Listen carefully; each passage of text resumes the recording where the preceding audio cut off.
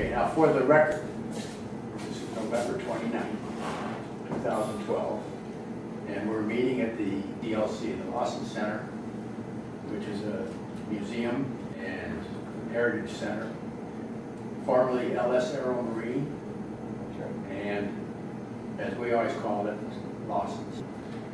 We're with Dave Lawson, Jr., and with his friend Bruce Johnson, who has a lot of history in his head, and we're going to be picking some of this history, but I'd like to start with Dave. Well, I think we'll start with, my dad bought here in 1918, and this is 73 Lakeside Drive in Bemis. He bought it from a bank, had been repossessed from John O. Johnson, who had run it before for probably about 20 years, as nearly as I can figure out. It had been a boat livery before, and had been storage in the downstairs area for motor launches and I think steam launches, although I've never seen any photos of steamboats. Probably they did not have private steamboats here because they needed a certified pilot and engineer. But anyway, my dad bought it, and at that time, up at the road was a garage. And the local people, the few people that had a car, would bring the car in every night for just to get it in out of the weather. And in the wintertime, the cars were put up on blocks. There was a boat dock.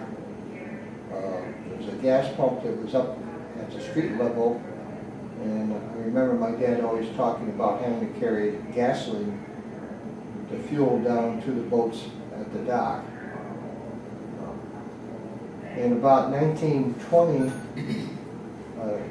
he built the wooden frame area that for the boathouse, expanded it, and that in the upper part, and that's where we are right now, was his boat shop. He built boats there. He maintained the other part as no longer as a garage, but that was for boat storage. Initially, from what I can tell, he built double-end rowboats that the local people could use for live bait fishing. That's about the only type of boat that the local people had. It was only later, as he got into the selling Chris crafts, that the true millionaires at that time, who came from Bradford and Oil City, they purchased boats. But my dad built several cat boats and some big cat boats. When I say big, 20-footers thereabouts.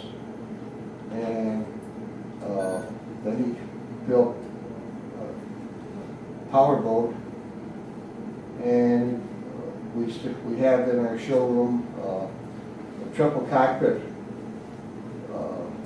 22-foot design that he made from plans made from John Hacker. Yeah. Now, when he bought it, and when this wooden part of the building was put up, it was called the Lawson Boat and Engine Company. Now, did he built this part of it then? Yes, you know, the steel work was done from outfit from Corey, and they also did the steel work on the addition that when the garage was torn down and the showroom was built. Now, when was that? That was in about 47, I think. 40. The story that I get is that he got the materials and stuff from what was going to be the Chris Craft plant. Yes, that's right. So in 46 and into 47, Chris-Craft was, had a plant in Falconer, which was real handy for my dad to pick up boats down there. In '47, there was a time of strikes everywhere, and the workers for Chris-Craft went out on strike. Chris-Craft had purchased materials for adding on to their building, and Chris-Craft came to the union and, as I understand it, said, "This is our final offer." Union officials apparently doubted that because they saw the I-beams and all the timbers and everything out in the yard. Well, Chris-Craft pulled out. So the sales, it was building up, and my dad was outgrowing the facilities here. And my dad, in early 1929, bought down at the city line of Jamestown on Fontana Avenue. And this is on the fourth bend of the outlet, where years ago they used to haul out the steamboats sideways. This is where they repaired the steamboats. The crash came, and he was doing real well in selling Chris-Crafts. And he was doing his business with Jamestown Bank. Ralph Sheldon Sr. was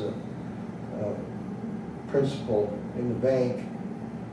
And I'm sure my dad was in need of funds. And anyway, the corporation, LS Aero Marine, was formed, I think with $40,000 of stock.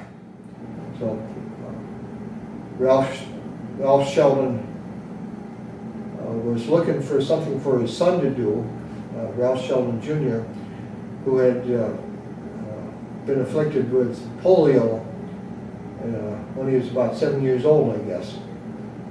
And so Ralph Sheldon Jr. became basically a partner. He was secretary, treasurer of LS Aero Marine, the corporation that was formed.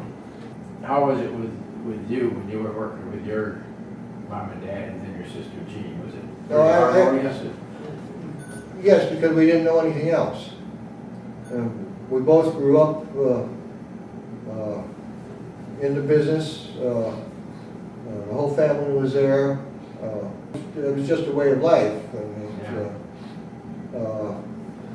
we worked during the season. We worked from 8 o'clock until 9 o'clock. 8 o'clock in the morning till 9 o'clock in the evening. 7 days a week. Sundays it was 10 to 9. Long week. So, yeah, my mother always was glad to see Labor Day come along.